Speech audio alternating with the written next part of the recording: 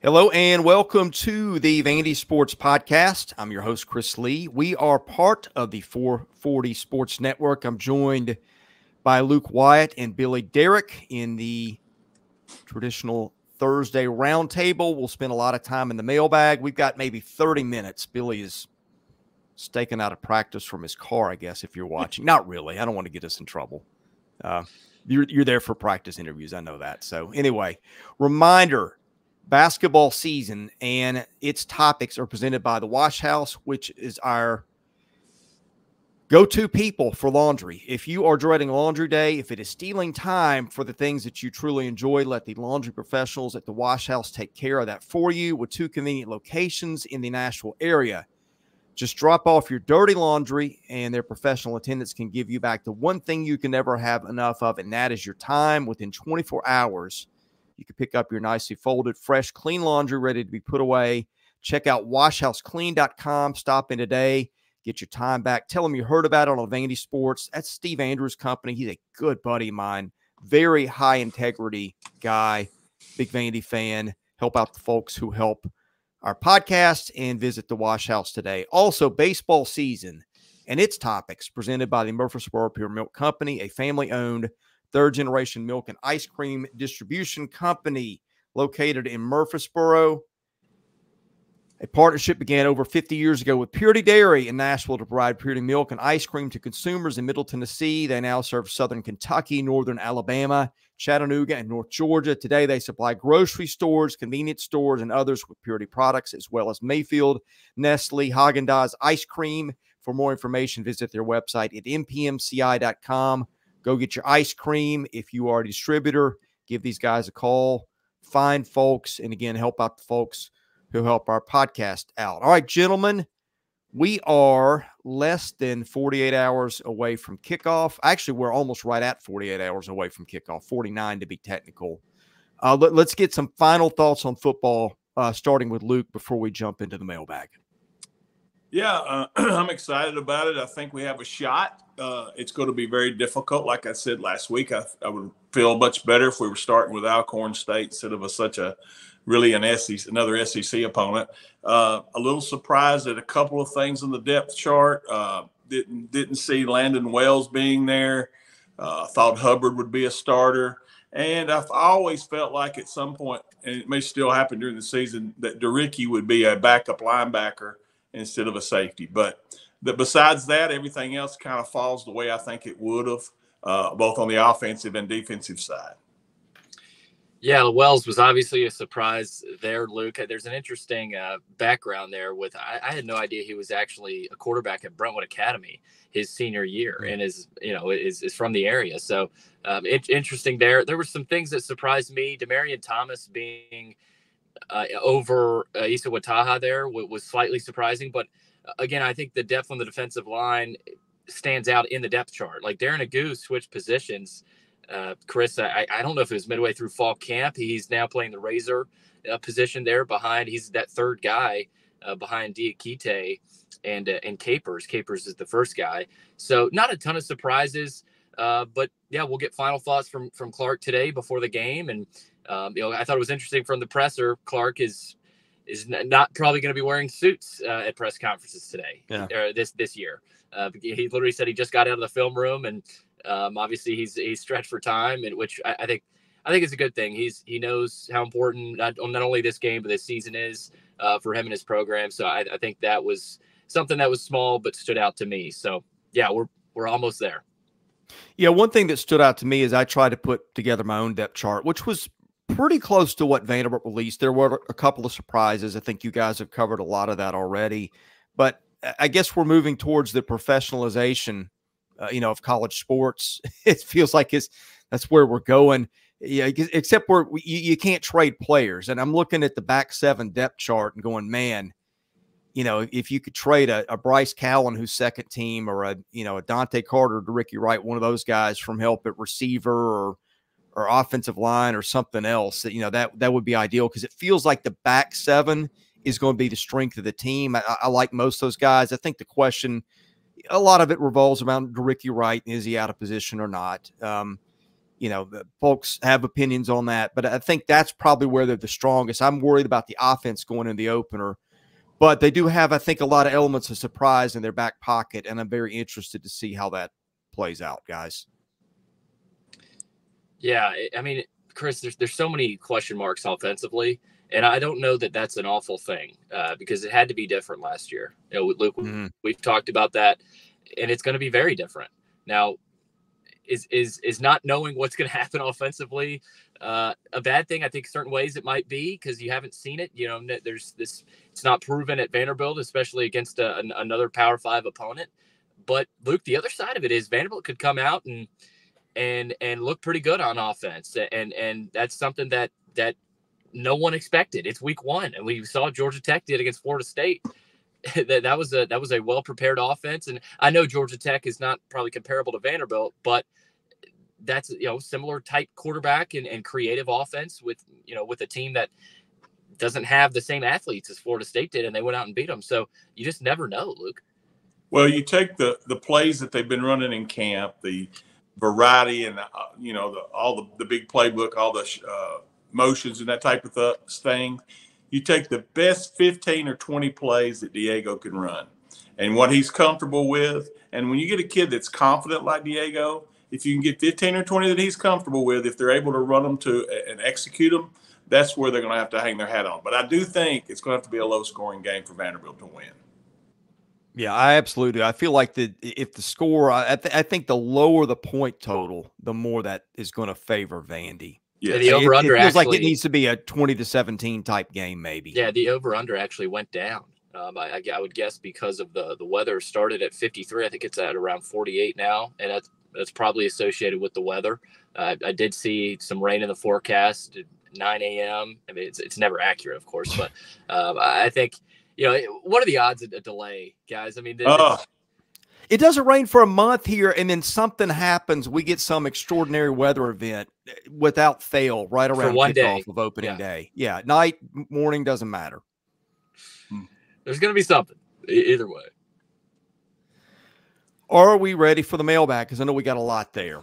Yeah, I'm ready. All right. Let me give credit where credit is due for the mailbag being possible. Billy, I'll have you go ahead and pull that up.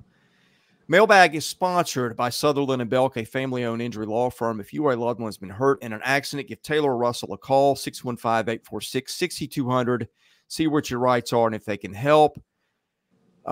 Longest-running sponsor of the podcast. Hopefully you never need a personal injury attorney, but if you do, Taylor and Russell have been friends of mine for a while. Fantastic people and great at what they do. That's who you call if you need it. Guest line presented by John Levin. He's now with Wobble Bond Dickinson. He thanks the student athletes at Vanderbilt University for their dedication, effort, and hard work. Guest line also presented by the Yeaman Packaging Systems Company, leaders in and of line packaging automation. End of line packaging automation. All right, Billy, throw the first one at us. We'll go Luke, you, then me. I will start with Columbiano Door. People often indicate Jerry Kill could take over as interim head coach should this season go off the rails. Is there any indication he'd even be interested in doing so with his health issues? I thought it was interesting when Pavia said, I still view him as my head coach, and quickly added mention of Lee at the end of his interview. I thought that was interesting as well. And Jerry Kill, I mean, he's coached a lot of football. He's in ways, he is the pseudo head coach of the offense this year. Luke, I don't think he wants to be a head coach anymore. I think we've talked about that. And I don't know that it's necessarily health issue. I mean, he's getting older. So, I mean, like he's, and he is in Nashville. I don't think he wants that full burden on himself anymore. And I think he said that publicly. No, if he wanted to be a head coach, he wouldn't be here in Nashville right now. Jerry, I think, loves this role. It's more of a setback, look at what needs to be done, needs to be changed and adjusting. It's going to be so great for him and Tim Beck to be able to work in concert on that sideline. And for Coach Kill, he doesn't have the responsibilities of a head coach. So now, as good as he is as a head coach, he can be even better helping out this offense. Yeah, feels unlikely for the reasons you guys said. Yeah. Nash Native 615, how concerning is it that Vanderbilt's staff could not recruit over Castillo? Obviously, we've heard some complaints about him from last season. I'm not totally concerned about that. I mean, they pulled Stephen Hubbard out of the portal. I think in expectation to take a starting spot, but Hubbard's not starting, and that is slightly concerning to me. But I mean, recruiting over Castillo, I don't think they did, and that it should have been Hubbard. I'm still kind of confused why Hubbard's not starting, but who knows? Maybe there's some rotation planned in there. We don't know. So, also, Luke, did you want to add anything? No, I'm just going to say if Castillo obviously showed them something in camp. If he didn't, he wouldn't be starting. I mean, guys don't earn starting positions because they're playing poorly. Did any of you feel like Tyson Russell drastically outperformed Martel Height this camp to the point that ignoring the 23-24 result would be acceptable? Chris, I don't think he necessarily outperformed Martel Height. I think in certain areas he is probably better suited in the games than Martel Height. Like Tyson Russell has always been a good run stopper. Now in coverage, obviously needs some improvement. Martel Height is going to play though. I mean, both those guys are going to play. I don't think Russell drastically outperformed him this camp though. No, I didn't see it that way either. And it felt to me like Height got a little better as camp went on. You were at more practices than I was. I probably got to 40% of them. But, I mean, they're in a spot where unless Russell is markedly better than Height, I just think the upside with Height is higher. And he's got longer to be here, too. I mean, with the transfer portal, you never know. And that's probably another reason. With the transfer portal, if you feel like he's got some potential and they're even, you need to be rolling that guy out there.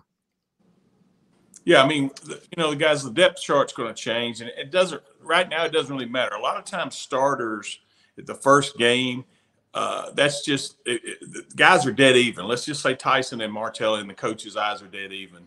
They're going to always give it to the guy that's been on the field more. They're going to give him that opportunity. He may just play the first series, and then you see Martel Height the rest of the game. It doesn't. Starting is kind of overblown in my opinion. They're all going to play, especially on a hot day like we got coming. You're going to see a lot of guys play on both sides of the ball. Okay, Ann Arbor Door. I see there's a fullback on the depth chart. Gabe Fisher listed as the starter. Have we always had a fullback? And how do you see that position being used? Primarily blocking. And what do you know about Gabe Fisher? Well, Gabe Fisher, I'm actually family friends with him, know that family well. Went to NBA, was a great wrestler, was a really good football player, played a lot of defensive line there at NBA, and obviously he's the Clark Lee prototype, walk-on fullback from NBA, Nashville native. Clark loves to sneak in a joke or two about him. But, yeah, I mean, primarily blocking. I thought it was interesting. Gabe Fisher, I can't remember if there's an or between him and Adebayo, I think is how you pronounce that name, but those two guys will play and will block a lot. And I think Adebayo, I don't know. I mean, I would say if one of those two guys catches a pass this year, it'd probably be Adebayo. But Adebayo, I mean, both those guys are physical. Obviously, Adebayo's slightly bigger, but I think they like Gabe Fisher, and he's earned his time, kind of similar to what Richie Hoskins and Landon Wells, those types of guys have. So, yeah, I mean, they're not going to catch a lot of passes, Luke, but this offense needs all the blocking they can get, especially because they want to establish the run. When you see it's going to be short, they're only going to play on short yardage and goal line. That's pretty much it. That's the only time you'll see them in the game. If we've got a 4th and 1 at the 1, yeah, that's when you'll see those guys, and that's pretty much it. Yeah, okay, I think he'll play a part. I mean, you're going to see all kinds of stuff. You may see 5 wides one snap and multiple guys, multiple running backs in the backfield the next. They're going to do a lot of things. A lot. Door 3008. What is Jerry Kill's role during the game? And are there any rules that restrict what he can do during the game as a part of the staff? Don't think there's any rules. Could be wrong there, Luke. But I mean, he's got a headset. He's able to be on the sideline.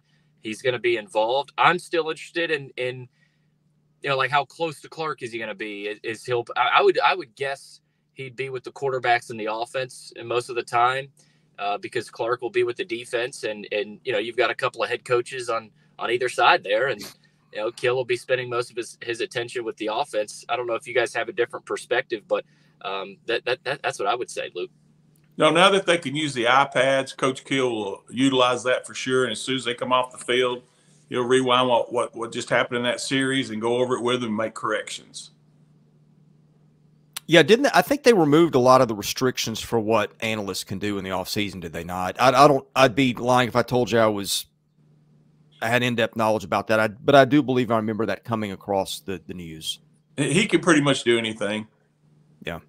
Which is really good news for them. G Barks 24, based on the tape you've seen, how are Jerry Kill and Tim Beck in the middle 8 of games? I meant to do some research on this, didn't have a chance to. Obviously, the middle 8 was an ongoing issue for Clark and the team last year. Do you see this team improving on that area this season?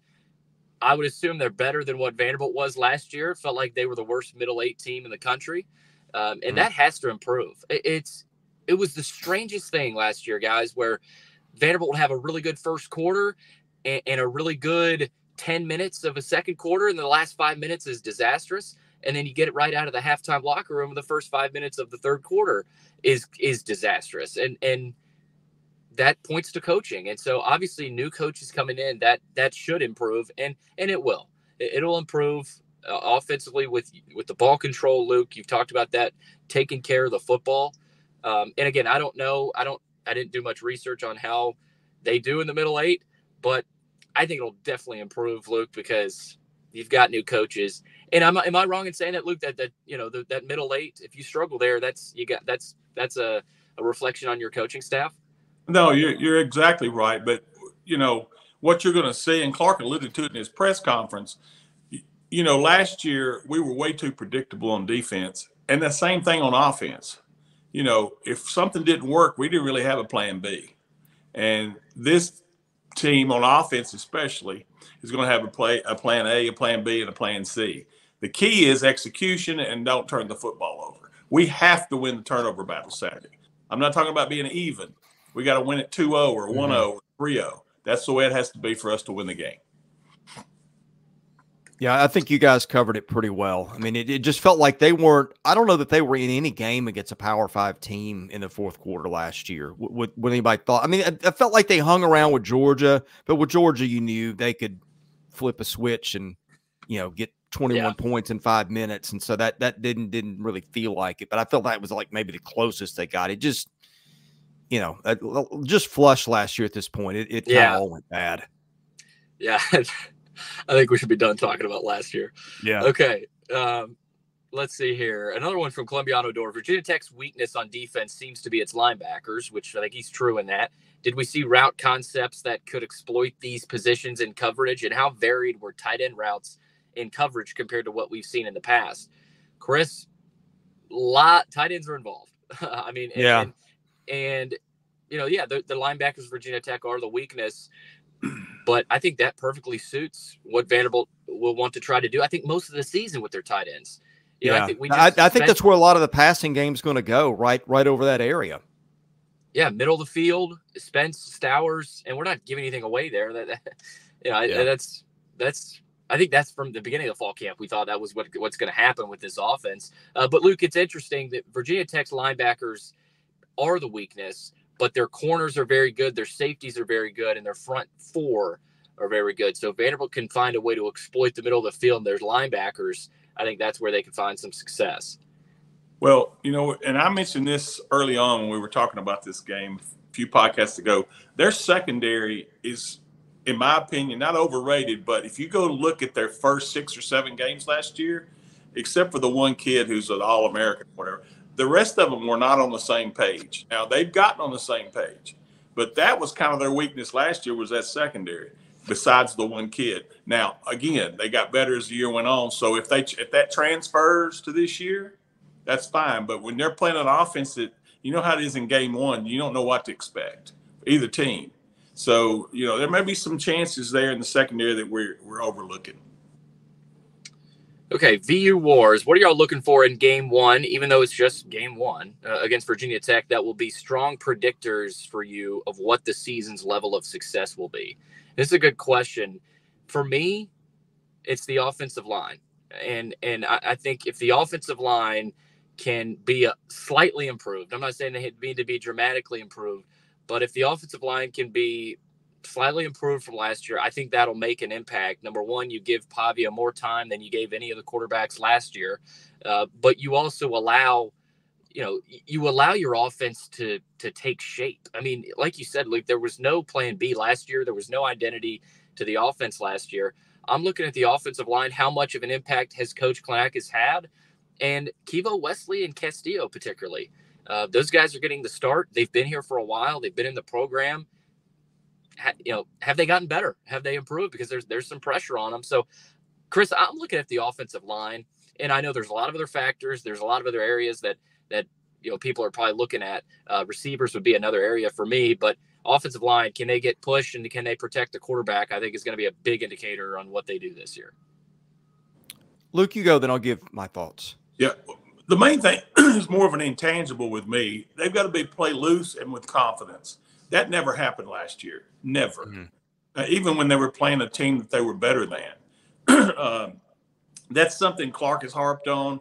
Football is a reactionary sport. You can't be thinking about where you're supposed to be and wondering if you're doing the right step here and there.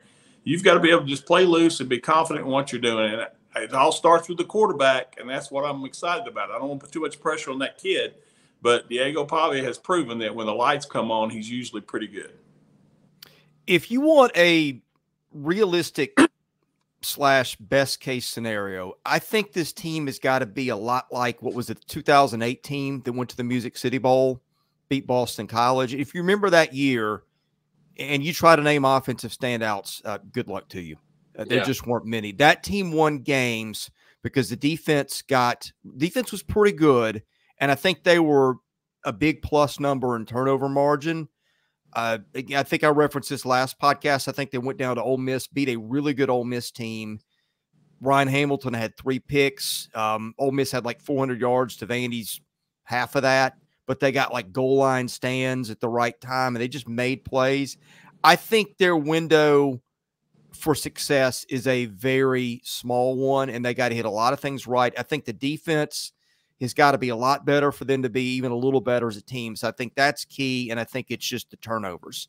Can you get opportunities? Can you short, get a pick and run it back, create a short field? Can you not turn it over? Can you convert a big third down here and there? This is not a team that's going to average 400 yards of total offense. It's an offense that's really going to struggle, I think.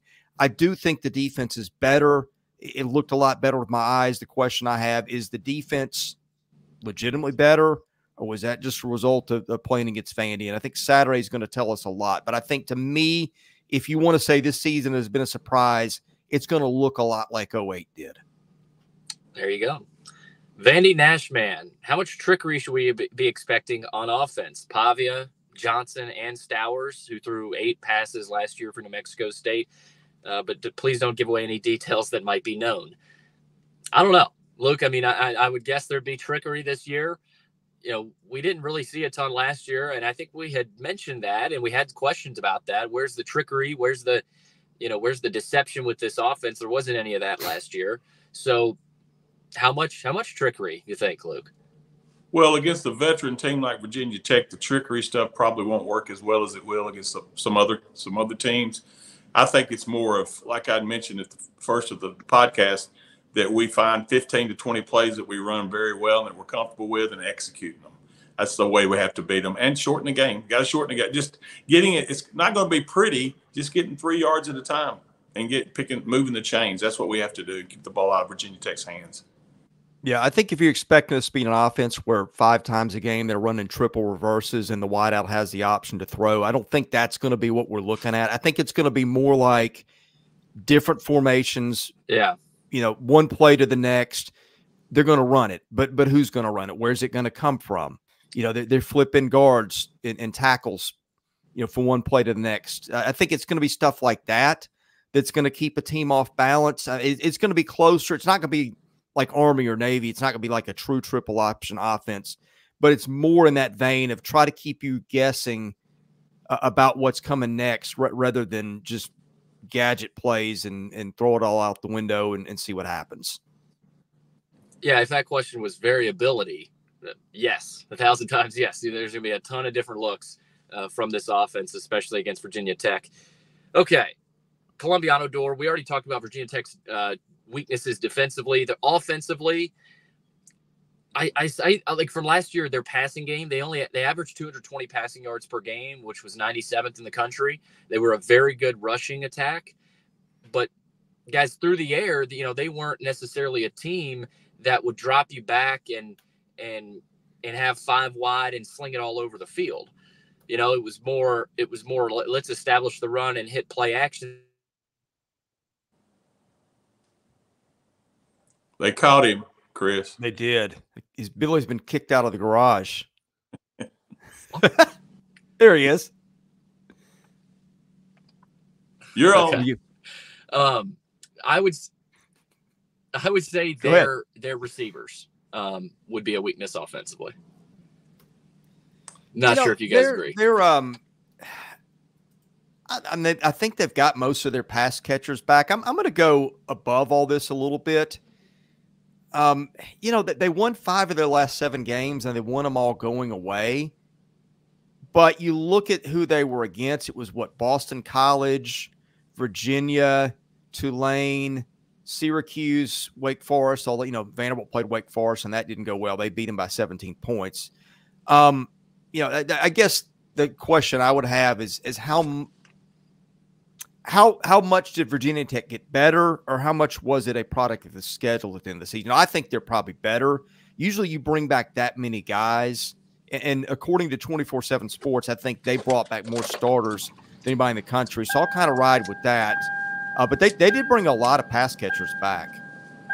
Yeah, I agree with you on that. Now, you get confidence no matter who you beat. If they just look at the end result. Now, I throw the bowl game out because I remember Tulane was missing like 12 to 15 guys. So, bowl games anymore, you can't, unless it's playing in the final 12 now, doesn't mean much. Not to me anyway. So, and Billy is gone again. I'm telling you, this guy, you can't trust him. Is Billy getting towed? No, I don't think so. I think he is. Problems in the garage there. Here he comes. Nope. Oh, he dropped out. He's done with us. Hope we send you, Billy. Let me see if I can pull up the mailbag. I was not counting on this twist of events. All right, hang on a minute. Oh. And of course my internet is slow. I think that's been a thing all week everywhere. All right, let me find the mailbag while I delay here. Here we go.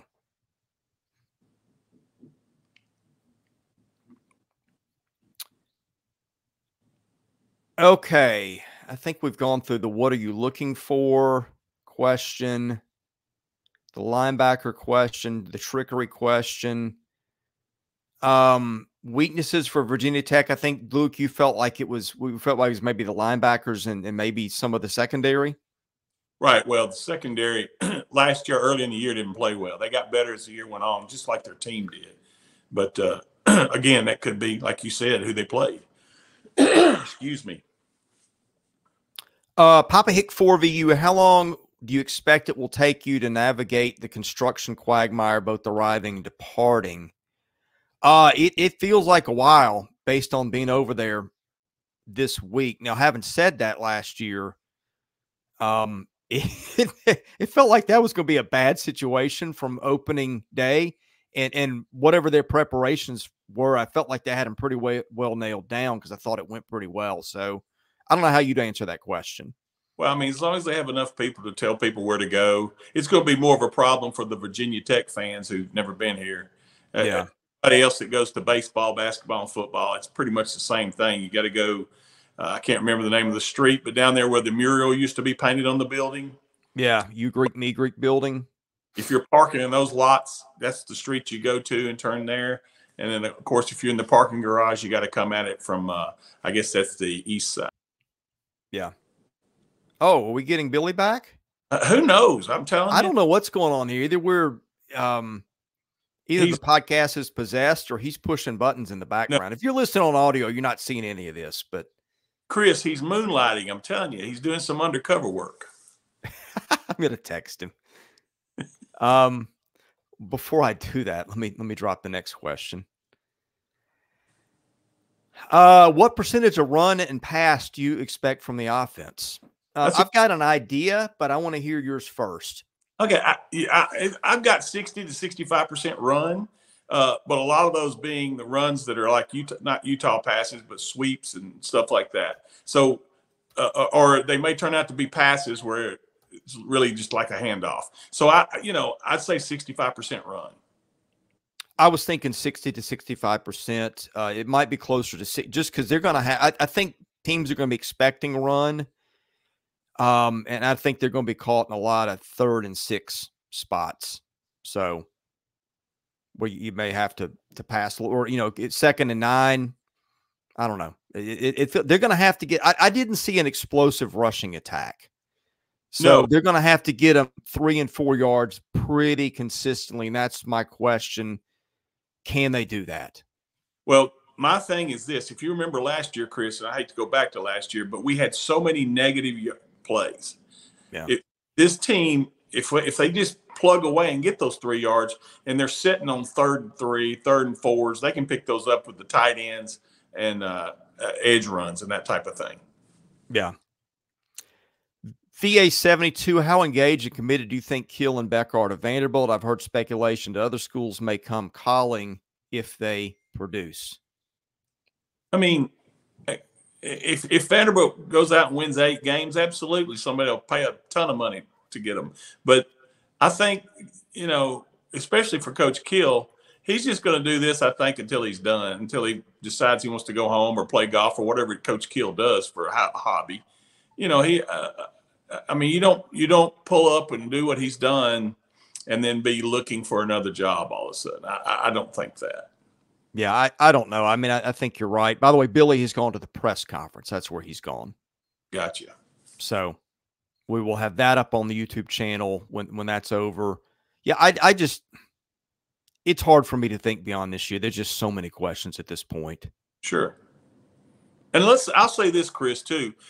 We're not going to know everything after Saturday because we're playing a SEC opponent. Make no bones about it. That team is as good as maybe half the teams in the SEC. And we don't know that yet, but they could be.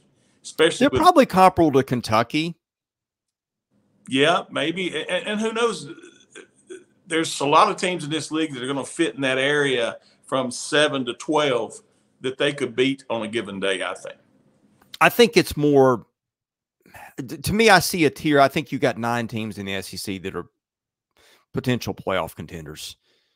And then I think from 10 down, Kentucky's your best of the rest. I don't know that I put Virginia Tech there, although Virginia Tech could – I don't think they could do it in the SEC, but I think they could do it in the ACC. I mean, somebody's going to go to the title game. It sure didn't look like it was Florida State based on what we saw in Ireland. Clemson is a strong possibility. We'll see how that looks against Georgia this Saturday. But I would put Virginia Tech in that next group of teams. Miami got a shot to win it. I mean, somebody's going to go from the ACC. I don't think it's going to be as strong as what you get out of the SEC. I looked at their schedule. A lot of that I base on their schedule. I think they're a 9 or 10 win team looking at their schedule. Yeah.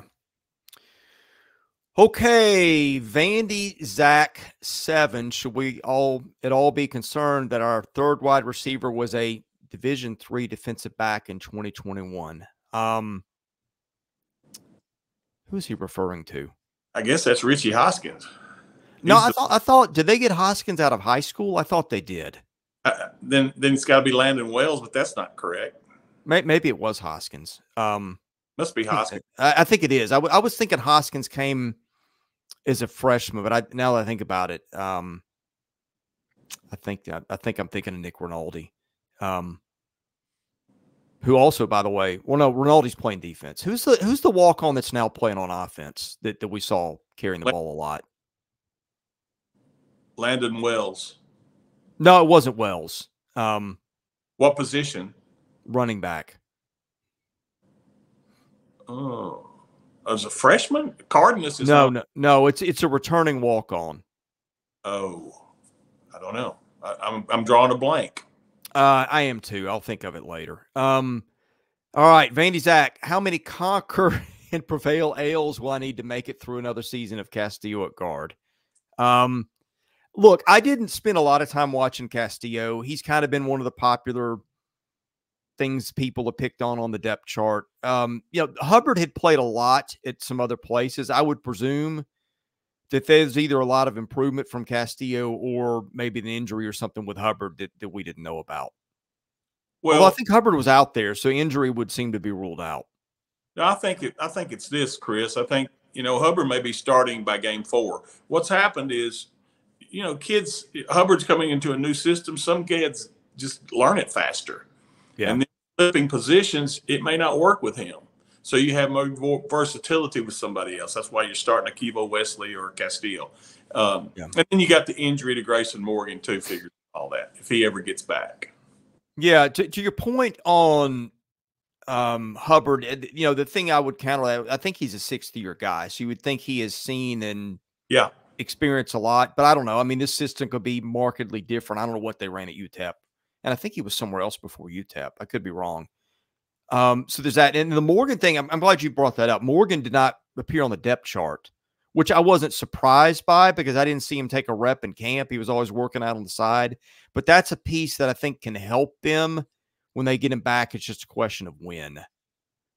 When you deal with a back, it can take a month. You just don't know. It's a wild card. Yeah, I mean, and boy, back injuries and offensive linemen, that seems like a combo doesn't really go well because I would think you'd have to be completely over that before you start hitting. I don't think there's any workaround there. No, absolutely. Yeah. Luke, any parting thoughts before we end the show today? No, I guess I do want to leave it with this. Again, I want to say that I think it's got to be a low-scoring game for Vanderbilt to win. If you get into the 30s, I think that favors Virginia Tech heavily. So if we're going to win it, it's going to be probably not a huge entertaining game, but one that we would have to gut out.